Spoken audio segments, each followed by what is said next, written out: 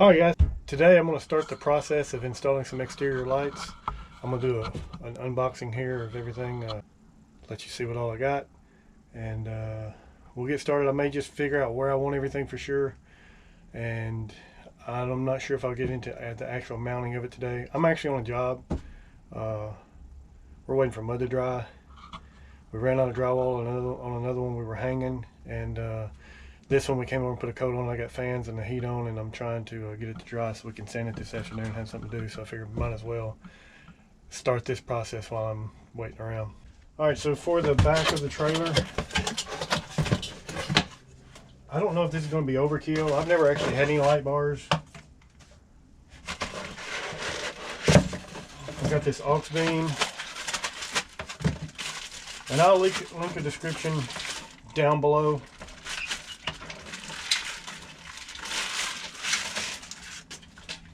Aux beam, 12-inch. It's a flood spotlight combo. I've got 4 of these, which you saw me unbox a couple seconds ago. Aux beam, little pods. So my plan is, if the 12-inch is not wide enough, I'm going to put one of these each on each corner of the trailer and kind of have them focused kind of out a little bit to light up what I can see through the mirrors. Hopefully soon I'll be doing a backup camera too, and then I'll have real good vision when I'm backing up at night. But if the 12-inch is good enough, then I won't be using these, and I'll just be using 2 of these, one over the side door, kind of shining down and lighting up that little area, because sometimes I come out to the trailer and it's dark and it's hard to see. And then also I've got this grommet kit.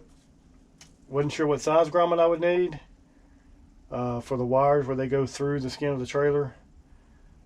So I just ordered a whole kit, and hopefully one of them in here will fit. They're pretty cheap, it's like $8 or $9 for the whole kit. So, and then I got this ProFlex RV flexible sealant, just to be double sure where the mounting holes for the lights are. I need to make sure that's sealed real good. And also I'll probably even put some around the grommets. And then also I ordered this harness. I really don't need a harness. It's pretty simple, but this one came with a relay, and it comes with waterproof switches, because I do plan on having the lights for the front to where I can turn them on from outside the trailer, because what good does it do me if I can't turn them on from outside the trailer, right? So anyway, I figured for this was also, I think it was $9, maybe it was 19. Either way, it's pretty cheap, and it's a pretty good harness. So the thing is, it's not going to be long enough, is it? I don't know if it's going to be long enough, but it'll do what I need for now.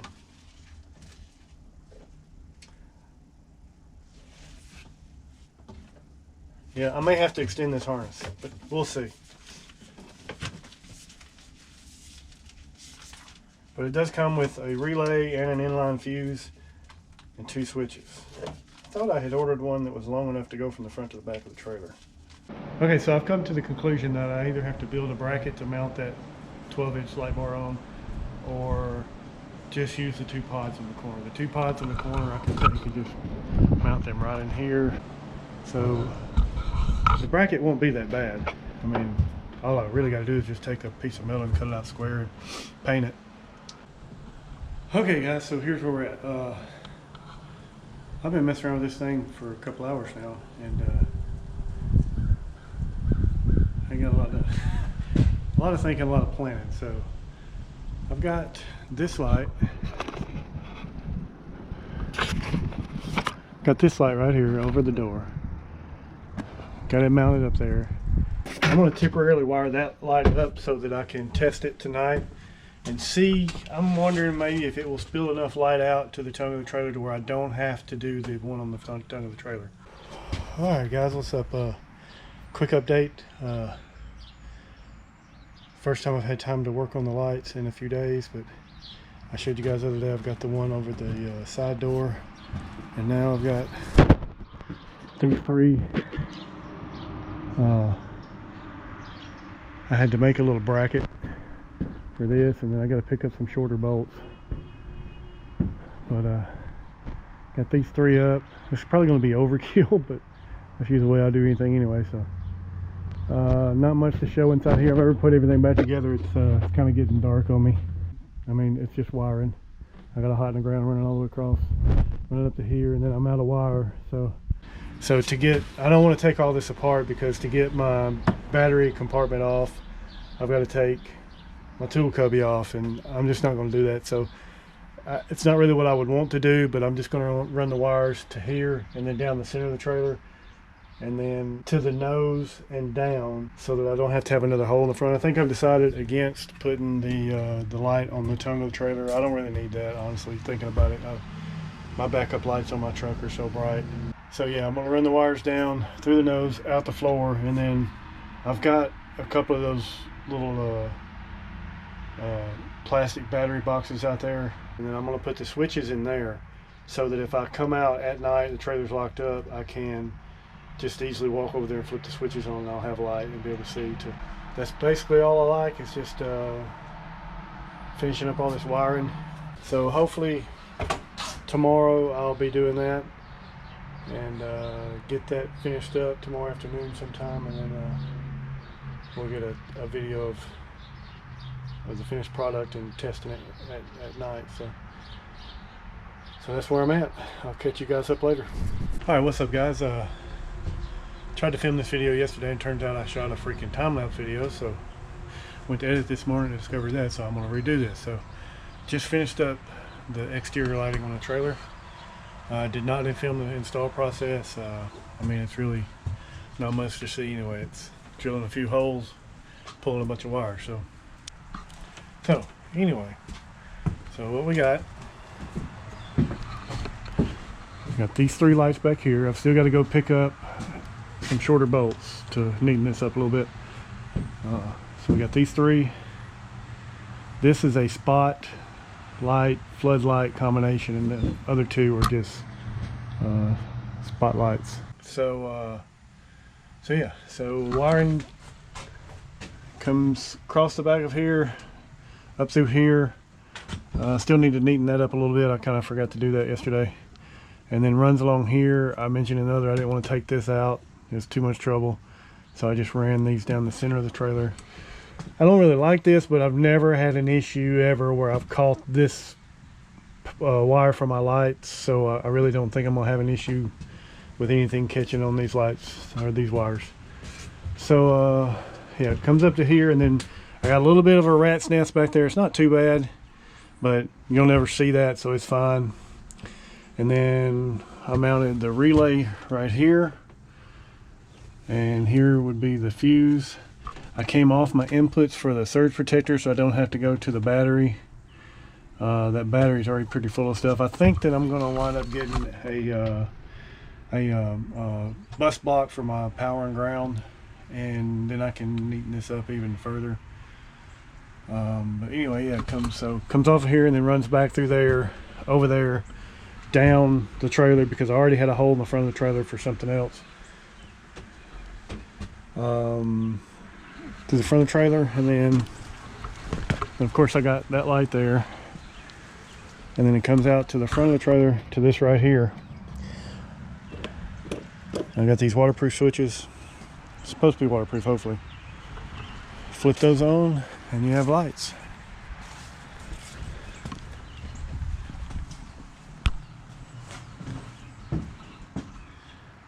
So yeah, so I wanted the switches on the outside, because if I'm like at a job and it's really dark, part of the reason I want the lights is to be able to lock up easily, so I can just flip the switches on from the outside. I don't have to do anything. I've actually got a pretty good idea about how to make them remote. I don't know if I'll do that or not, but we'll see. Anyway, so with the lights on, the inside trailer lights on, and I think all the chargers are back there. They're powered up, but they're not actually charging anything. But so I'm pulling 13.7 amps at 172 watts. By the way, I don't think I showed you this yet, but I put this little battery monitor in here and built this little box for it. this has been pretty handy. So yeah, so I'm not pulling too much power, so I don't see me really having any issue with battery capacity and running these lights. I bought, which I showed you this in the unboxing part of the video, but I've got this ProFlex RV flexible sealant used for RVs and stuff. So I still got to go around and seal off these back 3 lights and grommets where they go in. I'm gonna put a little on that anyway. I bought the clear so that I could put it on the paint. It wouldn't hopefully show too bad. So it's supposed to rain later today, so I need to do that first thing. I will insert a video of me testing the lights at night here to show you the output of the lights and how well they light up the outside, and I'll put that right here. I don't know how well this will show up, but so the side light, it's plenty of light to do what I need to do there with unlocking the door or whatever and lighting this area up. I do wish I had gotten a floodlight there instead of the spotlight. But you can see the back. There's plenty of light back here. I don't know how well this will show up, but it's lit up. This will definitely not be a problem. So this is going to work real good. Here's a quick video of what I would see in my mirror. This is without the lights on. Here's with the lights on. Not sure how this is going to show up, especially since it's raining, but that is a huge improvement. Huge improvement. Now I just need the backup camera. So as you can see, it's pretty bright. It's plenty of light for what it's going to serve my purpose as well. So I guess that's really all I got on this video.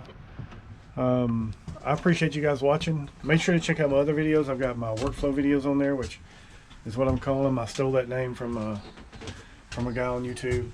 His name is James Showers. He's got the Nomadic Ink channel. He used to upload what he called workflow videos of him and his crew hanging drywall, and I always really enjoyed those. He seems like a real cool guy, so I stole the name of his videos. So shout out to James, and go check out the Nomadic Ink channel sometime. He's got some good videos on there. But yeah, guys, appreciate you watching. Check out my other videos. Leave a like, just to help get them out there. And comment if you want, or comment and subscribe if you want. And yeah, we'll catch you guys on the next one. Okay, guys, real quick, I was editing this video and realized I forgot to mention something that I wanted to mention. If you are building one of these trailers, or really anything for that matter, try to plan out as much as you possibly can the things you're going to need. Like, for instance, these lights. I thought I might need these. I thought I might want these when I bought the trailer and built the trailer out and everything, but I was like, let me just get the cabinets in and I'll deal with that later. And then it leads to, you know, having to do stuff like this, which is not that big of a deal. I don't think this will ever present a problem. It's just not as neat as I would like for it to be. Same thing up here. You know, all this is not that big of a deal. It's not going to be a safety issue, anything like that. It's not as neat as I'd like for it to be. You know, these wires running up through here. It's just not as neat as, so even if you don't want to do it, like I could have run the wiring for this and had that in place, hidden. Nobody would have seen it, and I think it would have just turned out neater. So that's just all I wanted to say on that. If you're thinking about building one of these, try to think about everything you think you might want. Even if you're not going to do it now, put the infrastructure, for lack of a better word, in place early, before you put all your cabinets and stuff in, and then you can kind of avoid some of this type of stuff like that. Definitely the next one I build, anything I think I might want, I'm going to go ahead and put everything in place in the beginning, and I won't have to deal with stuff like this. Of course, then I'll probably just think of something else I need down the line, but the first one is always the guinea pig, so after that, you know, it's not that you usually kind of know what you need, what works, what doesn't work. So anyway, that's all I wanted to say on that. To light up the sides, to get a wide beam going, you know what I'm saying? It's a splud. I'm going to temporarily wire, and let you watch it and see what it's like, what the light actually, how